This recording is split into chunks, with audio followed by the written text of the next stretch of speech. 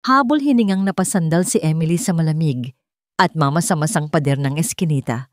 Pinakiramdaman niya ang dagundong sa kanyang dibdib na tila gustong kumawala kasabay ng mga yabag ng dalawang lalaking papalapit. "Dito yata dumaan yon," sigaw ng isang boses. Napapikit ng mariin si Emily. "Diyos ko, tulungan niyo po ako. Hindi ito maaari. Hindi ngayon. Ito na ang huling pag-asa niya. Ang huling pag-asa ng pamilya niya." Naramdaman niya ang pag-init ng kanyang mga mata. Sa isip niya ay nakita niya ang mukha ng kanyang bunsong kapatid, si Maya, na nakahiga sa higaan ng ospital. Nakita niya ang pagod na mga mata ng kanyang ina. Ang utang na iniwan ng kanyang ama ay parang isang malaking bato na nakadagan sa kanilang lahat. Ang interview na ito sa Rocky Industries ang tanging paraan para maiahon niya sila sa Kumunoy. Nang marinig niyang papalayo na ang mga yabag, dahan-dahan siyang sumilip. Wala na sila. Mabilis na ngunit maingat siyang lumabas mula sa pinagtataguan at halos liparin ang daan patungo sa matayog na gusali ng Rocky Industries. Pagpasok niya sa lobby na gawa sa salamin at marmol, pakiramdam niya ay isa siyang basahan na napadpad sa isang palasyo. Ang suot niyang bestida ay may kaunting punit sa laylayan dahil sa pagsabit nito kanina, at ang kanyang buhok ay bahagyang magulo. Lahat ng taong naroroon ay nakatingin sa kanya na tila hindi siya kabilang doon. "Good morning, ma'am." "May appointment po ba kayo?" tanong ng receptionist. Pilit na itinatago ang pagtataka sa kanyang mukha. Meron. Para sa posisyong nani." "Ako si Emily de la Cruz." Sagot niya, habol pa rin ang hininga. Makalipas ang ilang sandali na tila walang katapusan, tinawag na ang kanyang pangalan. Dinala siya sa pinakatuktok na palapag sa opisina mismo ng CEO. Pagbukas ng pinto, isang malamig na hangin ang sumalubong sa kanya. Ang opisina ay napakalawak, minimalist, at halos walang kulay. Sa gitna ng lahat ng iyon, sa likod ng isang malaking mesa na gawa sa maitim na kahoy, ay nakaupo ang lalaking nagmamay-ari ng lahat ng ito. Si Micael Roque. Mas nakakatakot pa siya sa personal kaysa sa mga litrato sa internet. Ang kanyang buhok ay perpektong nakasuklay. Ang kanyang suot na itim na suit ay tila hinulma sa kanyang katawan. Ngunit ang mga mata niya ang pinakamalamig sa lahat. Tumingin ito sa kanya mula ulo hanggang paa at pakiramdam ni Emily ay hinuhusgahan ang buong pagkatao niya. "You're late, Miss de la Cruz," sabi nito. Ang boses niya ay kasing lamig ng kanyang mga mata. Walang emosyon. Sorry po, sir. May emergency lang po na nangyari." Nanginginig niyang sabi. Itinuro ni Micael ang upuan sa harap ng kanyang mesa. "Umupo ka." Naupo si Emily. Nanginginig ang mga kamay na nakapatong sa kanyang kandungan. Sinubukan niyang ngumiti, pero tila nanigas ang mga kalamnan sa kanyang mukha. Nagbasa si Micael mula sa kanyang resume. Sabi rito, "Wala kang kahit anong formal na karanasan bilang yaya." "Wala po, sir. Pero ako po ang nag-alaga sa mga nakababata kong kapatid. Sanay po ako sa mga bata." Isang sulok ng labi ni Micael ang bahagyang umangat. Ngunit hindi ito isang ngiti. Isa yung pangungutya. Ang pag-aalaga ng kapatid ay malayong malayo sa pag-aalaga sa pamangkin ko, Miss de la Cruz. "Kaya ko po ang trabaho, sir. I promise. Kailangan ko po talaga ito." Sa sobrang kaba, hindi niya namalayan ang paggalaw ng kanyang kamay. Bigla nitong natabig ang isang tasa ng kape na nasa gilid ng mesa ni Micael. Naganap ang lahat sa slow motion. Ang pagtilapon ng tasa. Ang pagbuhos ng maitim at mainit na likido sa ibabaw ng isang salansan ng mahahalagang dokumento. Ang nakabibinging katahimikan na sumunod. Nanlaki ang mga mata ni Emily. Napatayo siya. "Naku! Sir, sorry po. Hindi ko po sinasadya." Kumuha siya ng tissue mula sa kanyang bag at akmang pupunasan ng mga papel. Pero isang matigas na kamay ang pumigil sa kanya. "Don't touch Anything, Marin, na sabi ni Mikael. Ang bawat salita ay tila isang patak ng yelo. Napatigil si Emily. Ang mga luha ay nagbabadyang tumulo mula sa kanyang mga mata. Ito na. Ito na ang katapusan. Wala na. Tapos na ang lahat. Sisigawan na siya nito. Papalabasin. Ipapahiya. Pero hindi yun ang nangyari. Isang maliit na bulto ang biglang pumasok sa opisina. Isang batang lalaki na may malulungkot na mga mata, mga 4 na taong gulang, ang tumakbo papasok na tila may hinahabol. Andre! Tawag ni Mikael. Ang boses ay nagkaroon ng bahagyang bakas ng pag-aalala. Ngunit hindi sa kanya lumapit ang bata. Sa halip, sa likod ni Emily ito tumakbo at nagtago. Ang maliliit na kamay nito ay mahigpit na humawak sa palda ng kanyang bestida. Natigilan si Emily. Natigilan din si Mikael. Tumingin si Mikael sa pamangkin niya.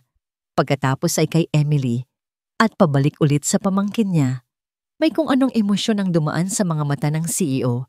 Isang bagay na hindi mabasa ni Emily. Pagkalito? Pagkagulat? Dahan-dahang lumuhod si Emily para maging kapantay ng bata. Hindi niya ito tinitigan. Tumingin lang siya sa sahig. Okay lang. Mahina niyang bulong. Ligtas ka dito? Naramdaman niya ang bahagyang pagluwag ng hawak ng bata sa kanyang damit. Tumikim si Mikael. Napatayo muli ng tuwid si Emily. Handa nang tanggapin ang kanyang hatol. Tinitigan siya ni Mikael Roque ng matagal. Isang tingin na tila binabasa ang kaluluwa niya. Inaasahan ni Emily na sasabihin nitong, makaaalis ka na. Ngunit hindi yun ang sinabi niya. Bukas na bukas, 8:00 ng umaga, mag-report ka dito. Malamig pa ring sabi ni Mikael na tila walang nangyari. Huwag kang mahuhuli. Hindi makapaniwala si Emily. Pipo, tanggap na po ako? Hindi siya sinagot ni Mikael. Sa halip, may kinuha itong isang makapal na folder mula sa isang drawer at inilapag ito sa mesa na may kalabog. Mayroon kang 24 na oras para isaulo ang listahan ng mga patakaran. Labagin mo ang isa at nasa labas ka. Kinabukasan, pumasok si Emily sa mansyon ng mga Roque na parang isang sundalong papasok sa giyera. Ang hawak niyang sandata, ang listahan ng mga patakaran ni Sir Mikael. Ang kalaban, lahat ng bagay sa loob ng bahay na yon. Ang mansyon ay mas malaki at mas malamig pa sa inakala niya. Ang sahig ay sobrang kintab na halos nakikita niya ang kanyang sariling refleksyon. Ang mga kasangkapan ay mukhang mas mahal pa sa kabuuang utang ng pamilya niya at ang katahimikan nakabibing. Miss Dela Cruz, bati sa kanya ng isang matandang babae na may mahigpit na itsura. Ako si Mrs. Elena, ang head housekeeper. Ipapaalala ko lang sa iyo ang pinakamahalagang patakaran ni Sir Mikael. Patakaran bilang isa.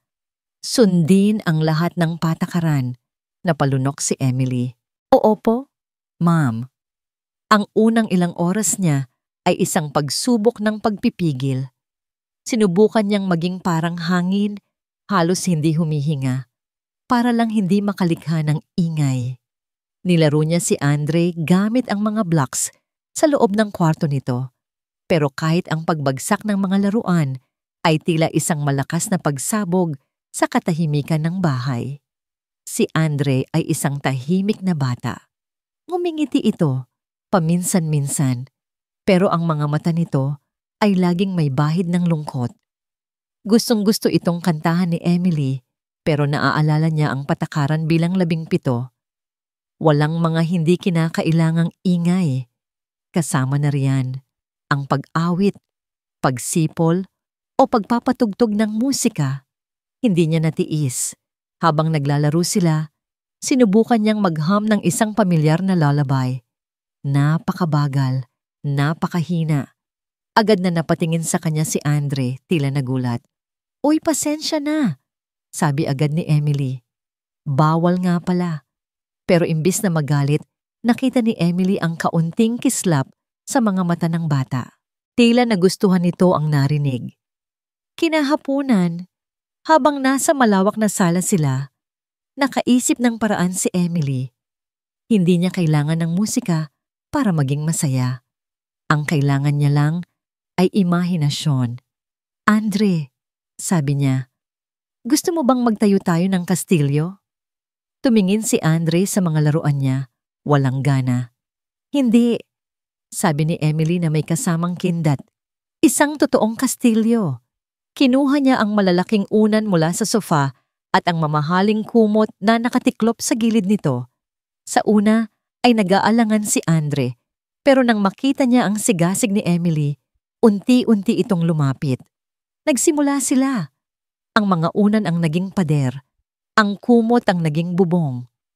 Gumapang sila sa ilalim nito at sa loob ng kanilang munting kastilyo, nagbago ang lahat. Naging isa silang hari at reyna na nagtatago mula sa isang dragon. Doon, sa loob ng kanilang munting mundo, narinig ni Emily ang unang halakhak ni Andre. Hindi lang ito isang ngiti, kundi isang tunay, masayang tawa. Sa sobrang tuwa ni Emily, nakalimutan na niya ang lahat ng patakaran. Niyakap niya ang bata at kiniliti ito. Isa pa, sabi ni Andre sa gitna ng kanyang pagtawa. Ang buong sala ay naging isang malaking gulo. Nagkalat ang mga unan at kumot. Para itong isang palaruan na sumibol sa gitna ng isang museo. At sa kasagsagan ng kanilang kasiyahan, bumukas ang pinto. Ang tawa ni Andre ay biglang naputol. Naramdaman ni Emily ang paglamig ng buong paligid. Dahan-dahan siyang lumingon. Nakatayo sa may pinto si Michael Roque. Ang kanyang mukha ay mas madilim pa kaysa sa isang paparating na bagyo. Ang kanyang mga mata ay matalim na nakatitig sa gulo na kanilang nilikha. Sa likod niya ay si Mrs. Elena na tila hihimatayin sa pagkasuklam. Napalunok si Emily. Nanginginig ang kanyang mga tuhod, patakaran bilang 5. Panatilihin ang kaayusan sa lahat ng oras. Bawat bagay ay may sariling lugar. Ito na. Katapusan na niya. Naglakad si Michael palapit sa kanila. Ang bawat hakbang niya ay mabigat at may awtoridad. Huminto siya sa mismong harapan ng kanilang gumuhong kastilyo. Yumuko siya at akala ni Emily ay sisigawan na niya sila. Pero bago pa man may lumabas na salita mula sa bibig ni Michael, isang tunog ang muling pumuno sa silid. Isang malakas at malutong na tawa. Nanggaling ito kay Andre, tila hindi nito napansin ang galit ng kanyang tiyuhin. Itinuro nito ang magulong buhok ni Emily. Ang gulo ng buhok mo, Yaya Emily. Napatigil si Michael. Ang mga salitang handa na niyang ibato ay tila natigil sa kanyang lalamunan. Ang tingin niya ay lumipat mula sa nagkalat na mga gamit patungo sa mukha ng kanyang pamangkin. Isang mukha na ngayon lang ulit niya nakitang ganito kasaya. Nakatitig lang siya, ang kanyang panga ay bahagyang nakaawang. Ang hari ng Yelong Imperyo ay natigilan, hindi dahil sa gulo, kundi dahil sa isang tunog na matagal na niyang hindi naririnig sa loob ng palasyo ng yelo na ito. Ang tunog ng purong kaligayahan, kaayusan, kontrol, disiplina. Ito ang tatlong haligi na bumubuo sa mundo ni Michael Roque. Sa kanyang kumpanya, sa kanyang buhay, sa kanyang bahay, lahat ay dapat nasa tamang lugar, sumusunod sa tamang proseso. Pero nitong mga nakaraang araw, may isang anomalya. Isang variable na hindi niya naplano, si Emily de la Cruz. Nakaupo si Michael sa kanyang home office, pilit na binabasa ang mga ulat sa pananalapi, pero ang isip niya ay wala roon. Ang atensyon niya ay naagaw ng isang tunog na nagmumula sa hardin, ang halakhak ni Andre. Isang tunog na matagal niyang hindi narinig, ngunit ngayon ay tila pang-araw-araw na, nakakainis. Ang ingay ay nakakasira sa kanyang konsentrasyon. Ang kaguluhan na dala ng babaeng yon ay sumisira sa perpektong sistema na kanyang binuo. Pero sa ilalim ng pagkainis, may iba pa siyang nararamdaman. Isang bagay na hindi niya gustong aminin. Tumayo siya at lumapit sa bintanang salamin na tanaw ang malawak na hardin. Doon, nakita niya sila. Si Emily, nakaluhod sa damuhan, ginugulo ang kanyang sariling buhok at umaarteng parang isang halimaw habang hinahabol si Andre na tumatakbo at tumatawa ng buong puso. Walang bakas ng pagiging sopistikada kay Emily. Ang kanyang damit ay simple. Ang kanyang mga galaw ay malikot at minsan ay lampa. Siya ang kabaligtaran ng lahat ng bagay na hinahangaan ni Mikael sa isang tao. Pero hindi maalis ni Mikael ang kanyang tingin. Naalala niya ang kapatid niyang si Ana, ang ina ni Andre. Ganito rin ito tumawa. Ganito rin ito maglaro. Bago ang aksidenteng kumuha sa buhay nito, ang bahay na ito ay puno ng init at saya. Pagkatapos noon, naging isa na lamang itong malaking museo. Maganda, maayos, ngunit walang buhay. At sa bawat tawa ni Andre, parang may isang piraso ng yelo sa puso ni Mikael ang natutunaw. Isang obligasyon lang dapat ito. Kinuha niya si Emily dahil siya lang ang tanging taong nagawang pakalmahin si Andre sa unang pagkikita. Isang pansamantalang solusyon. Pero ngayon, hindi na siya sigurado. Mikael, anak. Napalingon si Mikael. Ang kanyang stepmother, si Victoria Roque, ay nakatayo sa may pinto. Nakataas ang isang kilay habang nakatingin din sa labas. Ang babaeng yan, sabi ni Victoria na may halong pagismid. Hindi ko maintindihan kung bakit kumuha ka ng isang ganyan. Tignan mo siya. Parang hindi naturuan ng tamang asal. Hindi umimik si Mikael. Mamayang gabi ang hapunan ng pamilya. Patuloy ni Victoria. Siguraduhin mong hindi niya tayo ipapahiya. Kinagabihan, ang hapunan ay naging mas tenso pa kaysa sa inaasahan ni Mikael. Nakaupo si Emily sa mahabang mesa, halatang hindi komportable sa gitna ng mga mamahaling kubyertos at mga titig na mapanuri mula kay Victoria. So Miss Dela Cruz, simula ni Victoria, ang kanyang boses ay matamis, ngunit may talim. Saan nga ulit galing ang pamilya mo? Sa Steinran Mesa po, ma'am, sagot ni Emily, nakayuko. At ang mga magulang mo, ano ang kanilang hanapbuhay? Naramdaman ni Mikael ang pagigting ng kanyang panga. Alam niya kung saan patungo ang usapang ito. Ang nanay ko po ay may maliit na karinderya. Ang tatay ko po, pumanaw na po siya. Mahinang sagot ni Emily. Ngumiti si Victoria, isang ngangiting hindi umabot sa kanyang mga mata. Kawawa ka naman. Kaya siguro, ganyan ka na lang kung manamit. Huwag kang mag-alala. Pwede kitang bigyan ng mga luma kong damit. Baka may magkasya sa'yo. Nakita ni Mikael ang pamumula ng mukha ni Emily, ang pangingilid ng luha sa mga mata nito. Nakita niya itong napakagat sa labi para pigilan ang anumang emosyon. At sa sandaling iyon, isang bagay sa loob ni Mikael ang pumutok. Ang imahe ng isang bully na kinukorner ang isang taong walang kalaban-laban. Ang imahe ng kawalang katarungan. Bigla niyang ibinagsak ang kanyang tinidor at kutsilyo sa plato. Ang tunog ay umalingaw-ngaw sa tahimik na silid-kainan. Lahat ay napatingin sa kanya. Tumingin siya ng diretso kay Victoria. Ang kanyang mga mata ay kasing talim ng yelo. Si Miss Dela Cruz ay aking empleyado at panauhin sa bahay na ito. Sabi niya, ang boses ay kalmado, ngunit may diin na hindi maaring baliin. Tratuhin mo siya ng may respeto. Ang katahimikan na sumunod ay mas mabigat pa. Si Victoria ay natigilan. Ang bibig ay bahagyang nakabukas sa pagkagulat. Pero hindi sa kanya nakatingin si Mikael. Ang mga mata niya ay napunta kay Emily. Nakatingin ito sa kanya, hindi makapaniwala. Ang mga mata nito ay malaki at puno ng gulat. At sa likod ng gulat na yon, sa kauna-unahang pagkakataon, nakita ni Mikael na hindi na siya tinitignan ni Emily bilang isang demonyong CEO. Nakita niya ang isang bagay na iba. Isang bagay na tila nagsasabing, nakikita na siya nito. May nagbago. Iyon ang paulit-ulit na sinasabi ni Emily sa sarili habang pinagmamasdan ang tahimik na pasilyo ng mansyon. Pagkatapos ng gabing ipinagtanggol siya ni Michael mula kay Victoria, tila may isang hindi nakikitang pader sa pagitan nila, ang unti-unting nagkakaroon ng mga bitak. Hindi na siya nito tinitignan na parang isang istorbo lang. Paminsan-minsan, nahuhuli niya itong nakatingin sa kanya habang naglalaro sila ni Andre, at sa mga matang iyon, wala na ang dating lamig na nakasanayan niya.